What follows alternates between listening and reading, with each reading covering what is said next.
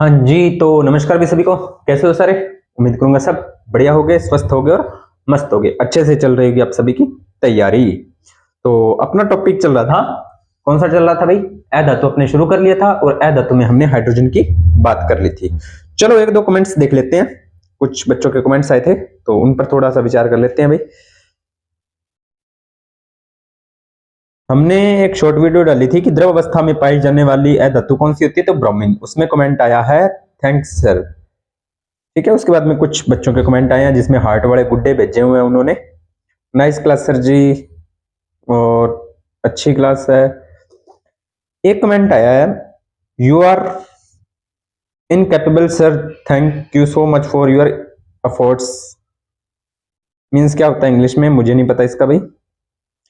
वनस्पति जगत के जनक थियोफ्रैक्टिस गुड, और बाकी बस यही है, सारी आप बातें आपको पता ही हैं जो हमने पीछे चर्चा कर ली थी। चलिए अब आगे अपने टॉपिक की शुरुआत करते हैं और उसी टॉपिक को अपने करते हैं कंटिन्यू। क्या टॉपिक चला था? हाइड्रोजन। हाइड्रोजन की बहुत सी बातें हमने कर ली थी कि हाइड्रोजन क्या होता है, कौन सी अवस्था होती है, परमाणु क्रमांक, द्रव्यमान वगैरह वगैरह सारी बातें हमने कर ली थी। आज हाइड्रोजन को हम कंप्लीट कर देंगे। वैसे ये बेसिक बातें हैं, आप सभी को पता ही है, पर फिर भी हम चर्चा करेंगे। चलिए एक बार इसका स्क्रीनशॉट ले लीजिए ताकि आपको बाद में नोट्स बनाने में परेशानी न हो। ठीक है, चलिए करते हैं शुरू। हाइड्रोजन के समस्थानिक। क्या? समस्थानिक। तो समस्थानिक क्या होते हैं उसकी वैसे हम चर्चा कर चुके हैं डिटेल में। समस्थानिक, समस्थानिक होते क्या है? तो सीधी सी बात है, किसी भी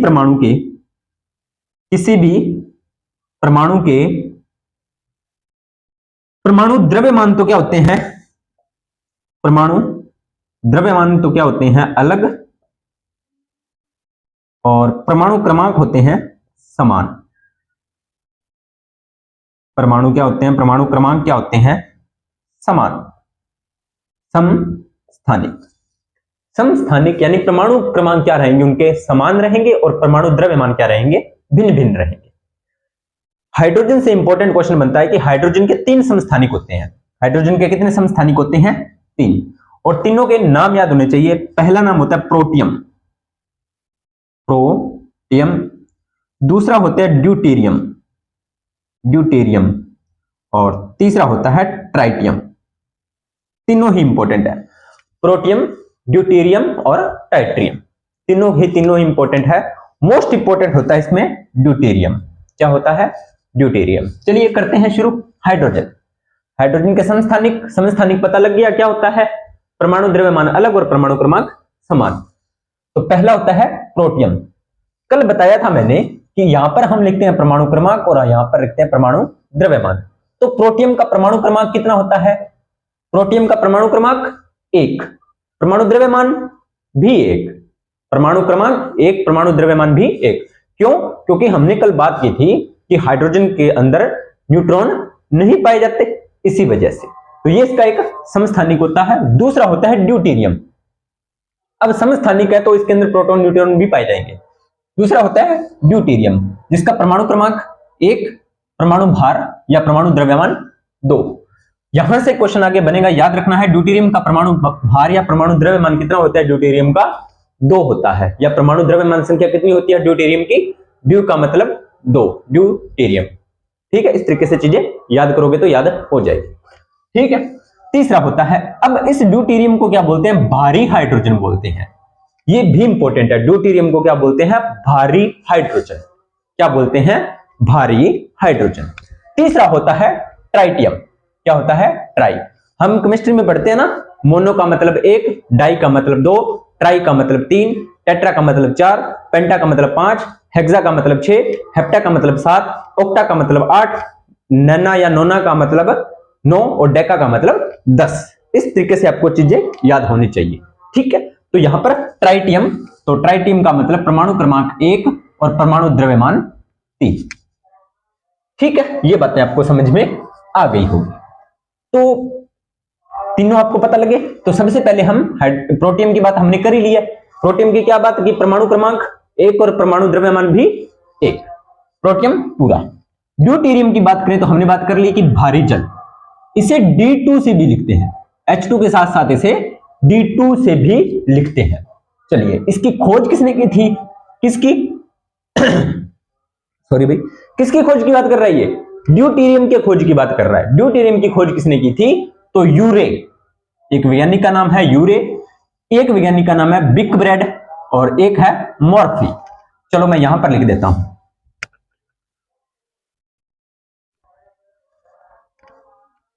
यूरे, बिकब्रेड और मॉर्फी।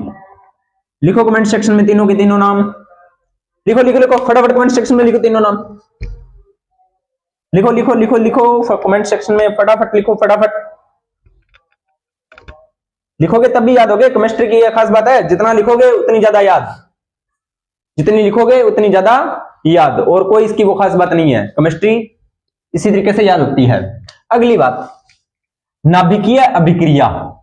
इसका ड्यूटेरियम का उपयोग कहां पे होता है? नाभिकीय अभिक्रिया। कौन सी? जैसे नाभिकीय संलयन, नाभिकीय विखंडन, ऐसी विक्रियाओं में, और बमबारी में, बमबारी में इसका उपयोग किया जाता है। दोनों बातें आपको ध्यान में रखनी है, नाभिकीय अभिक्रिया और बमबारी में ड्यूटेरियम का उपयोग किया जाता है। यहां से क्वेश्चन उठा सकता है एग्जामिनर, यहां से क्वेश्चन उठा सकता है। चलिए, तीसरी है अपना ट्राइटियम। यह दुर्बल समस्थानिक होता है, यह भी इंपॉर्टेंट है, पूछ सकता है कि हाइड्रोजन का दुर्बल समस्थानिक कौन सा होता है। अगर पूछ ले कि हाइड्रोजन का दुर्बल समस्थानिक कौन सा होता है, तो आप कह सकते हो कि सर दुर्बल समस्थानिक तो आपने बताया था ट्राइटियम होता है, आपने बताया था कौन सा होता है? ट्राइटियम, ऑलरेडी आपको पता है। अगली बात देखते हैं, इससे क्या होता है? इससे बीटा किरणें उत्सर्जित होती हैं। कौन सी किरणें? बीटा किरणें उत्सर्जित होती हैं, ये भी आपको ध्यान में रखनी है। अल्फा बीटा किरणें आपको करवा चुका हूं, यहां पर करवाई थी जब मैंने आपको रेडियो एक्टिविटी पढ़ाया था ना, तब करवाई थी। कौन सा टॉपिक करवाया था? रेडियो एक्टिविटी या रेडियो एक्टिविटी। जब मैंने आपको टॉपिक करवाया था तो वहां पर मैंने आपको बीटा किरणों के बारे में, अल्फा किरणों के बारे में, गामा किरणों के बारे में, डेल्टा किरणों के बारे में, एक्स किरणों के बारे में, सभी विकिरणों के बारे में मैंने आपको डिटेल से बताया था। ठीक है, चलिए अगला है, इसका अर्ध आयु होती है 12.4 वर्ष। अर्ध आयु मतलब आधा उम्र, 12.4 वर्ष किसका? ट्राइटियम का। ये पूछ सकता है अर्ध आयु, आपको ध्यान में रखना है। ये है इसकी समस्थानिक की मोस्ट इंपोर्टेंट बातें, याद हो गई होगी, दोबारा बताने की जरूरत नहीं होनी चाहिए। जो जो बातें आपको याद हुई फटाफट कमेंट सेक्शन में डाल दिया करो, ठीक है? कुछ नहीं जाता आपका, स्क्रीनशॉट आपने ले लिया था, ठीक है? चीजें धीरे धीरे मैं मिटाता चलूंगा यहां से। चलिए, सबसे पहले बात करते हैं इस हाइड्रोजन के कुछ यौगिक्स हैं। तो सबसे पहले बात करते हैं भारी जल। भारी जल, अब जल भारी का मतलब ये थोड़ी है वो ज्यादा भारी है, नहीं। ड्यूटेरियम परमाणु द्रव्यमान 2 होता है, नॉर्मल में परमाणु द्रव्यमान 1 होता है, इसलिए नॉर्मल जल से भारी होता है। ठीक है, तो भारी जल का सूत्र पूछ लेता है भाई कई बार, D2O। H2 ऑप्शन में मिलता है और ये क्वेश्चन पूछा गया है, मुझे एग्जाम नहीं जाना है लेकिन ये क्वेश्चन पूछा गया है। भारी जल का सूत्र D2O होता है। भारी जल का सूत्र क्या होता है? D2O। लेकिन वहां पर है ना ऑप्शन में H2O भी लिखा होता है। बच्चे जल देखते हैं, H2O देखते हैं, चलो आगे। H2O का टिक करा, निकले आगे, क्वेश्चन गलत। ठीक है, तो इसका नाम भी पूछ लेता है। तो भारी जल का नाम क्या होता है? Deuterium oxide. भारी जल ड्यूटेरियम ऑक्साइड D2O। भारी जल ड्यूटेरियम ऑक्साइड D2O, ये भी आपको ध्यान में होना चाहिए। आगे देखते हैं, इसकी खोज किसने की थी? किसकी? भारी जल की।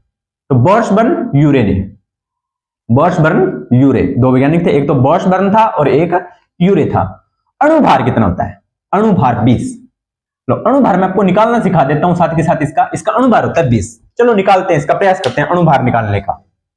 प्रयास करें। अगर आपको एक अणुभार निकालना आ गया ना तो आप सारे के अणुभार निकाल सकते हो। चलिए, तो उससे पहले आपको मोस्टली अगर परमाणु, अगर आप किसी भी द्रव्यमान, किसी भी अणु का या किसी भी अणु का अगर आप परमाणु द्रव्यमान या अणु भार निकालना चाहते हो, किसी भी अणु का टोटल अणु भार निकालना चाहते हो, तो आपको सिर्फ परमाणु क्रमांक पता होना चाहिए। इतने से आपका काम चल जाएगा। तो निकाले, चलिए। तो इसका सूत्र क्या होता है? बड़ा बड़ा लिख रहा हूं, D2O। यही होता है, यानी कि D का परमाणु क्रमांक, पहले D को उठा लू मैं यहां से। D का परमाणु क्रमांक 1, परमाणु द्रव्यमान कितना होता है? 2। ठीक है। O का परमाणु क्रमांक, O यहां पर ऑक्सीजन है, ऑक्सीजन कितने नंबर पे आता है? Hydrogen, helium, lithium, beryllium, boron, carbon, nitrogen, oxygen. तो ऑक्सीजन 8 नंबर पे, लिख दो 8। तो मैंने आपको एक बात और बताई थी कि परमाणु द्रव्यमान जो होता है वो लगभग परमाणु क्रमांक का डबल होता है। तो 8 का डबल कितना होता है? 16 हो गया। अब यहां पे D2O में देखो, D2 है यानी कि D 2 बार है, तो D2 ये हो गया इस तरीके से। तो सिर्फ अपने को क्या निकालना है? अणु भार। तो क्रमांक का कोई मतलब नहीं, भार देख लो कितना है? 2 2 4 4 और 16 20। D2O का अणु भार हो गया 20। समझ में आई बातें? समझ में आई जो मैंने समझाया? समझ में आ गया ना? कोई दिक्कत ही नहीं है। H2O का निकाल के कमेंट सेक्शन में डाल देना, 16 आएगा, और सॉरी 18 आएगा, निकालने की जरूरत ही नहीं है ना? इस तरीके से। तो परमाणु अणु भार कितना होता है D2O का? 20 होता है। निकालकर मैंने आपको बता दिया। ठीक है, अगर नहीं समझ में आया तो फिर भी देख लेना। चलिए, साधारण जल 5000, भारी जल 1। इसका मतलब क्या है? अगर हमारे पास साधारण जल यानी कि नॉर्मल जल, साधारण जल का सूत्र H2O, इसके अगर हमारे पास 5000 अणु है, कितने? 5000 अणु हैं, तब जाकर हमारे पास एक भारी जल होगा, एक भारी जल का अणु होगा, यानी कि D2O। ये रेशियो आपको ध्यान में रख लेना, एग्जाम में पूछा जाता है। ठीक है, इसका घनत्व साधारण जल से अधिक होता है, नॉर्मल सी बात है। इसका घनत्व साधारण जल से क्या होता है? अधिक होता है। चलिए, उपयोग किसका? भारी जल के उपयोग की बात कर रहा है अभी। किसके उपयोग की बात कर रहा है? भारी जल के उपयोग की बात कर रहा है। तो भारी जल का उपयोग ड्यूटेरियम के यौगिक निर्माण में, यानी कि ड्यूटेरियम के यौगिक बनाने में। किसमें? ड्यूटेरियम के यौगिक बनाने में। किसमें? ड्यूटेरियम के यौगिक बनाने में। ठीक है भाई। दूसरा, यूरेनियम के नाभिकीय विखंडन में। इंपॉर्टेंट लगा लो, यूरेनियम क्या होता है? एक रेडियो एक्टिव तत्व होता है, ठीक है, जिसमें विस्फोटक पदार्थ, मतलब वो एटम बम वगैरह बनाए जाते हैं। तो उनके विखंडन के लिए, उनके यूरेनियम का जब नाभिकीय विखंडन करवाया जाता है, तो उसमें ड्यूटेरियम भारी जल का भी उपयोग करवाया जाता है। ठीक है। अगली बात, तीव्रगामी न्यूट्रॉनों की गति को मंद करने के लिए, मंद का मतलब बताया था ना, कम, स्लो।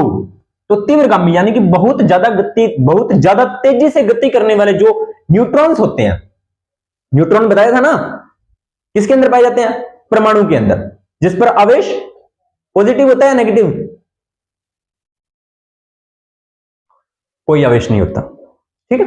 तो वो जब बहुत ज्यादा गति कर रहे होते हैं, तो उनकी गति को कम करने के लिए D2O का उपयोग किया जाता है। चलिए, ये हो गया अपना D2O कंप्लीट। थोड़ा सा आगे चलते हैं। अब समझ में आ रहा होगा? अगर समझ में आ रहा है तो वीडियो को लाइक शेयर कर दो। उसके बाद में है हाइड्रोजन पर ऑक्साइड, H2O2। अब बात करेंगे H2O2, किसकी बात करेंगे? H2O2 की। एक बार मैंने था थोड़ा सा काम कर लेता हूं, इंक डाल लेते हैं इसमें।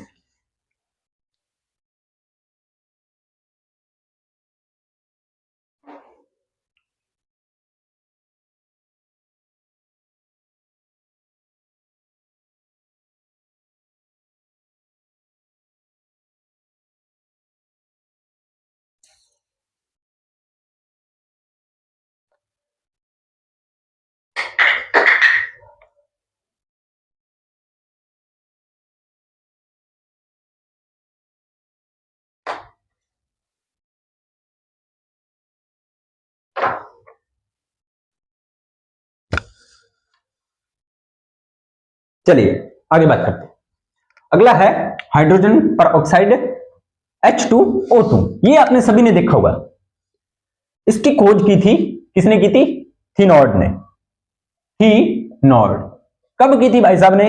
1818 की बात है, 1818 में। इसकी संरचना कैसी होती है? किसकी? H2O2 की संरचना पूछी तो कैसी होती है? तो खुली पुस्तक के समान, खुली पुस्तक के समान, खुली पुस्तक के समान, खुली हुई किताब देखी है, बस उसी के समान इसकी संरचना होती, कोई नई बात नहीं है, ऑलरेडी आपको पता है। फिर देखें कोण कितने डिग्री का बनता है, तो कोण बनता है इसमें 94 डिग्री का, 94 डिग्री का इसमें कोण बनता है। कितने डिग्री का कोण बनता है भाई?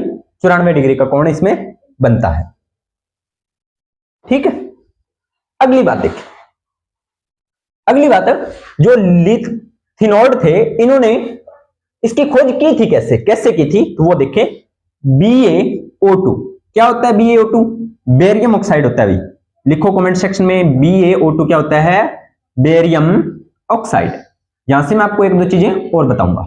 क्या बताऊंगा? मैंने आपको बताया था इस Ba का मतलब बेरियम, और अगर किसी के साथ O2 मिल जाए तो इसका मतलब होता है ऑक्साइड। ठीक है, उसके बाद में अगला है H2SO4, इसका मतलब हाइड्रोजन होता है वैसे तो, इसका मतलब होता है सल्फेट, सल्फेट। ठीक है, अब आपको अगर ऐसी कंडीशन मिल जाए तो इसका मतलब होता है सल्फ्यूरिक अम्ल, सल्फ्यूरिक अम्ल। मतलब क्या निकला? इसका तो आप सल्फ्यूरिक बना दो, और अगर किसके आगे H2 लगा हुआ है तो इसका मतलब वो एसिड है। अगर किसी के आगे H2 लगा हुआ है तो इसका मतलब वो एसिड है, और इसका बना दोगे आप सल्फेट से सल्फ्यूरिक। अगर NO3 होता है तो नाइट्रिक अम्ल, इस तरह से। ठीक है, चलिए अब इन दोनों की रिएक्शंस करवाते हैं तो क्या होता है? ये Ba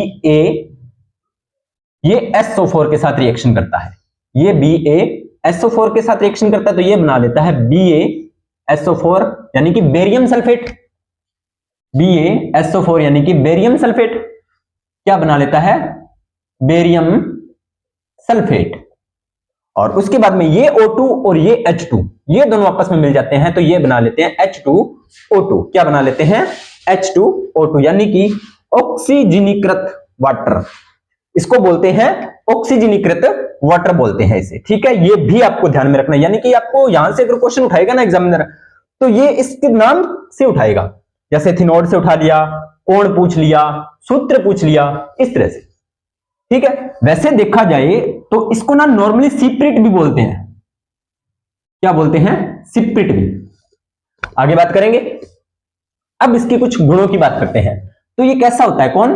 बेरियम आपका H2O2 हाइड्रोजन पेरोक्साइड होता कैसा है? तो फीका होता है। टेस्ट करोगे तो कोई टेस्ट नहीं आएगा, फीका टेस्ट आएगा। वैसे आपको करना नहीं है इसका कोई टेस्ट, अगर आप सोचो कि हम इसका टेस्ट करेंगे तो टेस्ट नहीं करना, केमिकल होता है, खराब कर सकता है।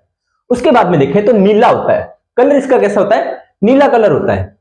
दूसरी गंधहीन, स्मेल नहीं होती, स्मेललेस होता है, ये कोई भी इसकी स्मेल नहीं होती, लेकिन गाढ़ा द्रव होता है। क्या होता है? गाढ़ा द्रव होता है, लिक्विड फॉर्म में होता है, गाढ़ा होता है, सांद्र बोल सकते हो जैसे आप। क्या बोल सकते हो? सांद्र या गाढ़ा बोल सकते हो। ठीक है, गाढ़ा होता क्यों है? पूछ ले कि सर गाढ़ा क्यों होता है, तो सीधी सी बात है, इसमें हाइड्रोजन बंध की उपस्थिति होती है। हाइड्रोजन बंध की उपस्थिति के कारण ये गाढ़ा होता है। किसके कारण गाढ़ा होता है? हाइड्रोजन बंध की उपस्थिति के कारण। चलिए, इसके बाद में है H2O2 हाइड्रोजन ऑक्साइड की प्रवृत्ति की बात करें तो यह अल्प मात्रा में वायुमंडल में पाया जाता है। वायुमंडल में पाया तो जाता है लेकिन बहुत ही कम मात्रा में। वायुमंडल में ये पाया तो जाता है लेकिन बहुत ही कम मात्रा में ये वायुमंडल में पाया जाता है, बहुत ही कम मात्रा में। ठीक है, उसके बाद में जैसे वर्षा जल में पाया जाता है, ठीक है, आदि में ये पाया जाता है, मोस्टली वर्षा जल में ये पाया जाता है। तो आपके दिमाग में आएगा कि सर ये वायुमंडल में आया कैसे? वायुमंडल में ये कैसे बनता है? क्योंकि ये कोई तत्व तो है नहीं, केमिकल है, यौगिक है, तो बनेगा कैसे? तो वायुमंडल में कैसे बनता है? जल वाष्प। जल वाष्प का मतलब समझते ही हो, नॉर्मली जल वाष्प जो होती है यानी कि जो नमी होती है उसके अंदर वायु जल के कण होते हैं, तो उसे जल वाष्प बोलते हैं। जल वाष्प की उपस्थिति में O2 यानी कि ऑक्सीजन वायुमंडल में होती है। O2 पर जब यूवी रेंज गिरती है, अल्ट्रावायलेट या पराबैंगनी, यूवी का मतलब होता है पराबैंगनी या अल्ट्रावायलेट किरणों के प्रभाव से बनता है। यानी कि यूवी किरणें जब ऑक्सीजन पर गिरती हैं, किसकी उपस्थिति में? जल वाष्प की उपस्थिति में, तब ये रिएक्शंस हो जाती है। चलो मैं यहां पर रिएक्शन करवा के देखता हूं क्या ये पॉसिबल होता है। चलो रिएक्शंस करवाते हैं इसकी। क्या कह रहा है ये? जल वाष्प का मतलब H2O, O2 ऑक्सीजन, कौन गिरी? यूवी रेंज, H2O2, इस तरीके से, ठीक है। तो ये वायुमंडल में पाई जाने वाली हाइड्रोजन परऑक्साइड।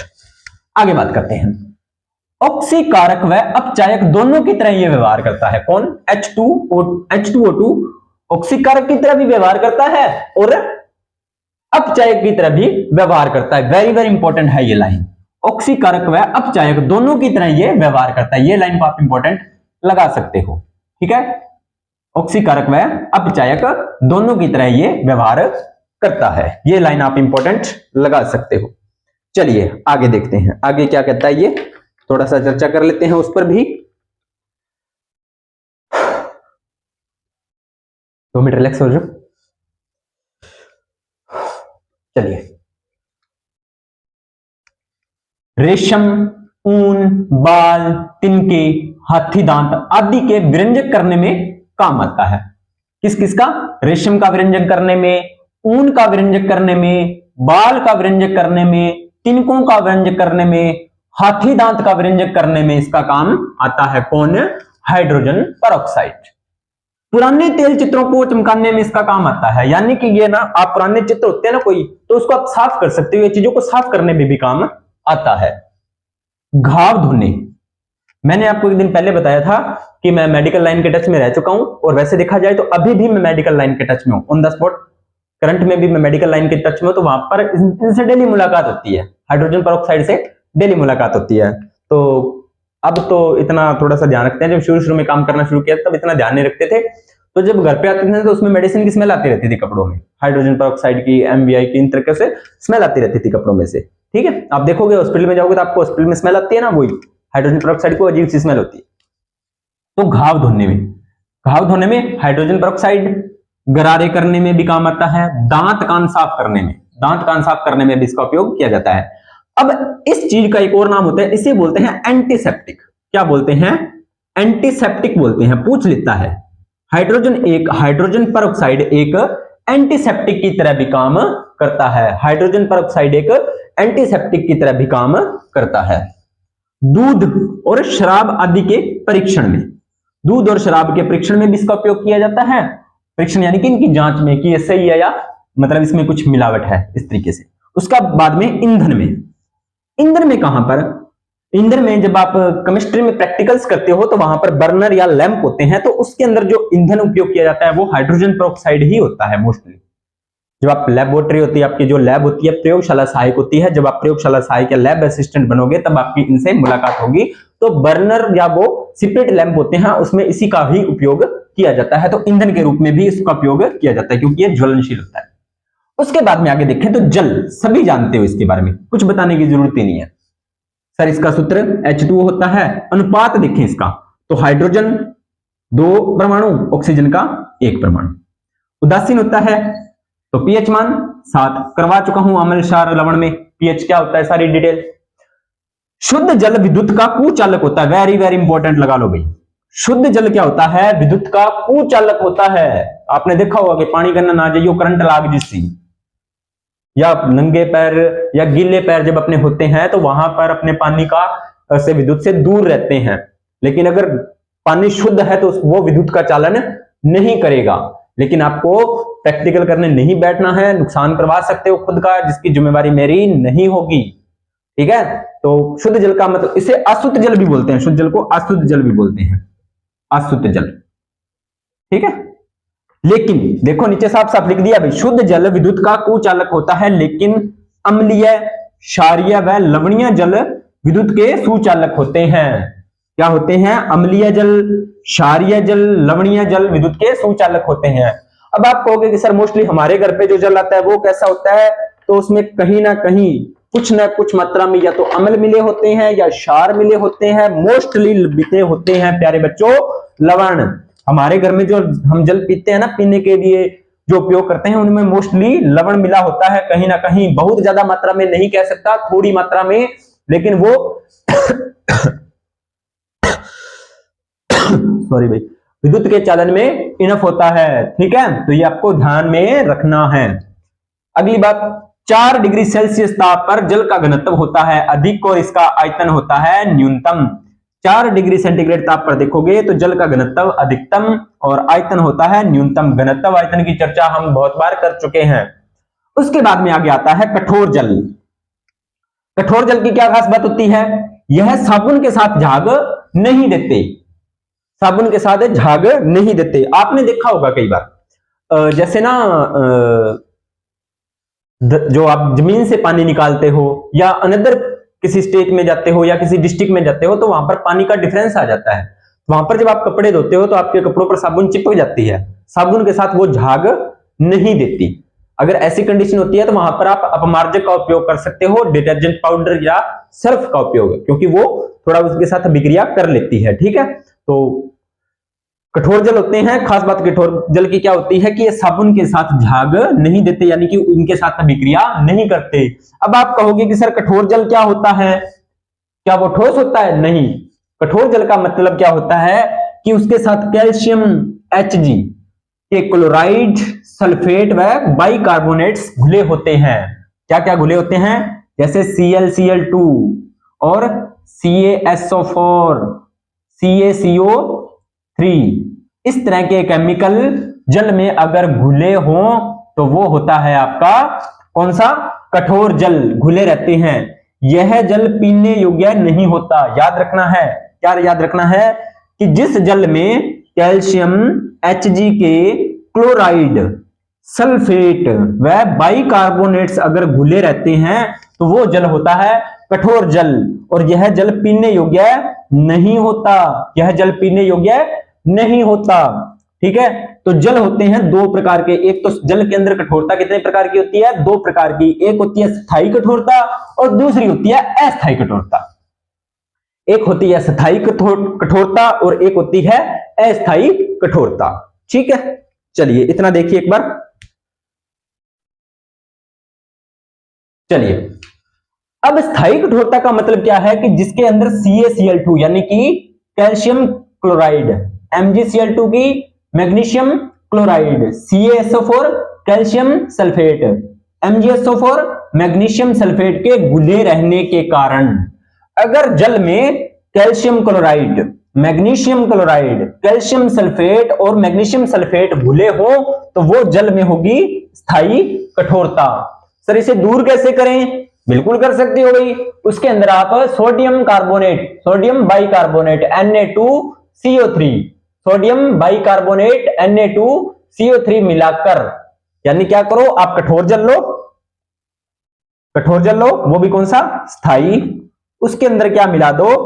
Na2CO3 मिला दो, फिर इसको करो गर्म और जल कठोरता हो जाएगी दूर, कठोरता दूर हो जाएगी।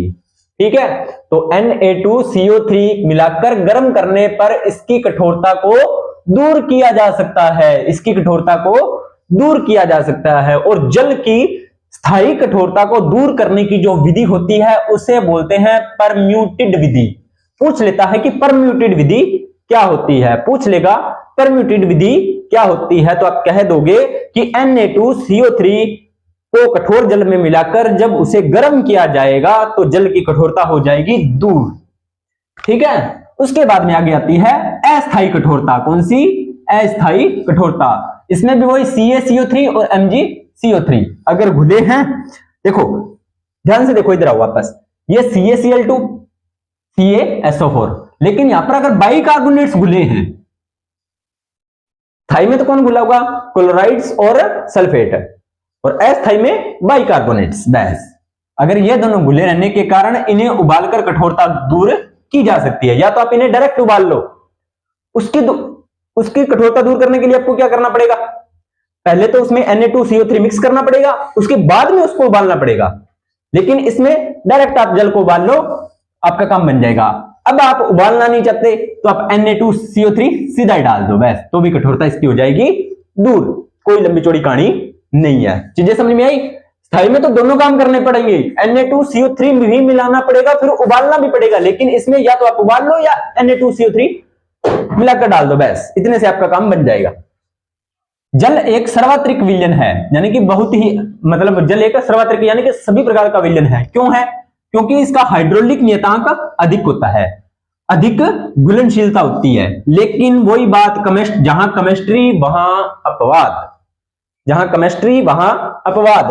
तो जल भाई साहब के अंदर भी अपवाद है। क्या क्या? क्योंकि ये कार्बनिक पदार्थों में नहीं घुलते। अब आप पूछोगे कि सर कार्बनिक पदार्थ, फॉर एग्जांपल बता देता हूं, पेट्रोल कार्बनिक पदार्थ है, डीजल कार्बनिक पदार्थ है, केरोसिन कार्बनिक पदार्थ है, वनस्पति तेल कार्बनिक पदार्थ है। इस प्रकार के अब जितने भी कार्बनिक पदार्थ होते हैं उनमें अगर आप जल को घोलने का प्रयास करोगे तो जल उसमें नहीं घुलेगा। ठीक है, तो कार्बनिक पदार्थों में जल अविलेय रहता है, यह बात भी आपको ध्यान में रखनी है। उसके बाद में अगला नाम आता है ब्लू आइस। कौन सी ice? Blue ice. Honey Singh का एक गाना बहुत फेमस हुआ था ना पीछे से, काफी पुराना है, सॉन्ग बहुत अच्छा था, लेकिन वो इंग्लिश में था, कुछ समझ में नहीं आता था उसमें, बस उसकी जो बेस थी वो अच्छी लगती थी। ठीक है, तो ब्लू आइस, तो ब्लू आइस का मतलब होता है शुद्ध बर्फ, बिल्कुल शुद्ध बर्फ होती है। ब्लू आइस का मतलब शुद्ध बर्फ, रोगाणु नहीं होते उसमें। अब ये ब्लू आइस पाई कहां पे जाती है? कहां पे पाई जाती है ब्लू आइस? होंगे कुछ ब्लू आइस वाले। ठीक है, तो ग्रीनलैंड में पाई जाती है भाई। ग्रीनलैंड एक क्या होता है? द्वीप है ग्रीनलैंड ना। तो अगर ग्रीनलैंड के बारे में कुछ जानते हो तो कमेंट सेक्शन में डाल देना, जितनी बातें आप ग्रीनलैंड के बारे में जानते हो। लेकिन ब्लू आइस कहां पर पाई जाती है? ग्रीनलैंड में पाई जाती है। अब इसका उपयोग कहां पे किया जाता है? अब तो याद हो ही जाएगा, विस्की बनाने में। ठीक है, ब्लू आइस, विस्की। आंखें, वो कहते हैं ना कि तुम्हारी आंखों का नशा शराब से ज्यादा होता है, तो इस चीजों को कनेक्ट किया करो। अब मुझे ज्यादा शायरी तो नहीं आती, ठीक है, लेकिन थोड़ा सा किया करो कनेक्ट ना, कि हम ऐसा नशा नहीं करते जो समय के साथ उतर जाए। तो ब्लू आइस विस्की बनाने में काम आता है, पूछ सकता है भाई। ठीक है, अगला है, एक बार है ना एक क्वेश्चन आया था कि जल लिक्विड अवस्था में क्यों पाया जाता है? जल होता है वो लिक्विड अवस्था में क्यों पाया जाता है? क्वेश्चन देखो क्या था, जल लिक्विड अवस्था में क्यों पाया जाता है? वही एक बार शॉर्ट्स में देख रहे थे कि पानी गीला क्यों होता है, तो बताया था ऑक्सीजन की नमी के कारण। वहीं पर मैं आज पूछ रहा हूं कि जो जल होता है वो द्रव्य अवस्था में क्यों पाया जाता है? तो आपका आंसर हो गया H बंध के कारण। जल के अंदर हाइड्रोजन बंध पाए जाते हैं, जिसके कारण ये द्रव्य अवस्था में पाया जाता है। पॉली वाटर, पॉली वाटर क्या होता है जानते सभी हो। चलो मैं आपसे एक चीज पूछता हूं, इस दुनिया की सबसे खतरनाक या सबसे धारदार चीज क्या होती है? अभी है किसी के पास जवाब? कोई बोलेगा ब्लेड, कोई बोलेगा चाकू, कोई मेरे जैसा दुखी बोलेगा लोगों के ताने मैने, है ना।